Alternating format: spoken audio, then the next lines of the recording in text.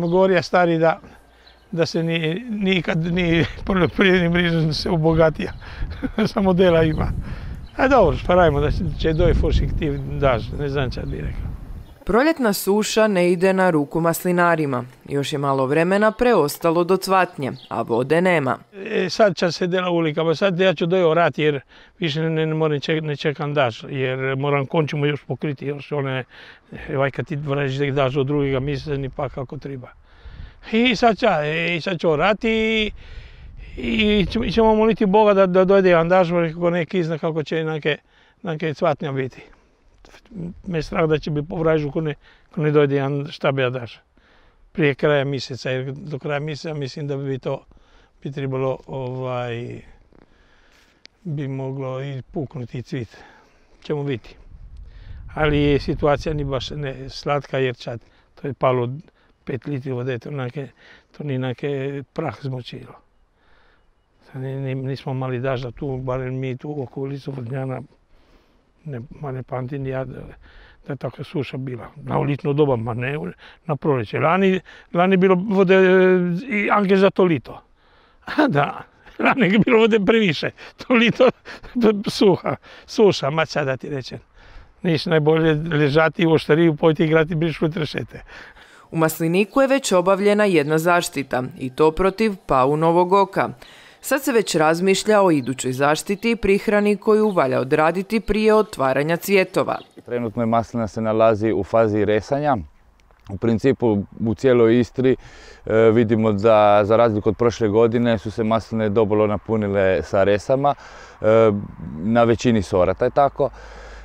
Pa tako idemo sad njih i sačuvati i prihraniti tako da imamo što veći postotak oplodnje i da smanjujemo eventualnu mogućnost zaraze sa daljim bolestima. Kao što smo vidjeli prošle godine, u principu rese su propadale jako od onog vremenskih uvjeta koji su lani bili u 5. mjesecu, znači gdje smo imali praktički 30 dana kiše.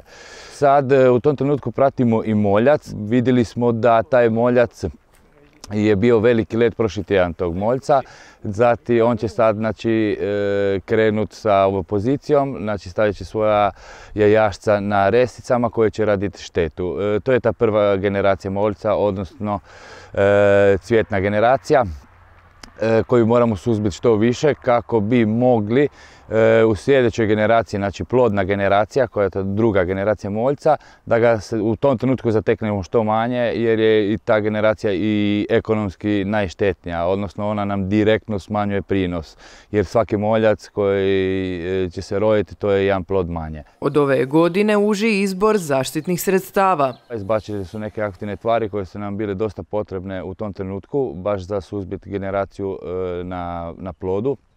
Tako da ćemo ove godine još više morati paziti, pogoditi pravi trenutak kad primijeniti sredstva nakon oplodnje. Računamo da će cvatnja biti negdje krajem 5. mjeseca, znači za 15 dana. Tako da maslinari tu moraju biti spremni za obaviti ta dva ključna tretmana, prije i poslije cvatnje, odnosno obraniti se od napada moljca, eventualno nakon cvatnje, odnosno nakon oplodnje od svrdlaša. To je dva ključna trenutka gdje direktno utječemo na prinos sa dva pravilna tretmana. Veliki problem maslinarima stvaraju zapušteni i neobrađeni maslinici. Oni su idealno mjesto za razvijanje štetnika i bolesti. Koliko god napora mi dajemo zaštititi naš maslinik, uvijek postoji rizik napada od susjednih parcela koje su neobrađeni. Kako to raditi, kako to spriječiti? Najbolje je napraviti jednu granicu, odnosno da tretiramo i taj red maslinika koji nije naš. Koliko god to možda bilo ne fair situacija, ali nije ni ne fair, ni druga situacija isto ne fair kad napad i dalje dolazi konstantna prijetnja na naš maslinik koji je obrađen i samim tim privlačnim štetnicima, pošto je naš maslinik koji je obrađen i pognojen, automatski su tu plodovi i veći i sočni i lišće je mekše i privlačenje svim štetnicima.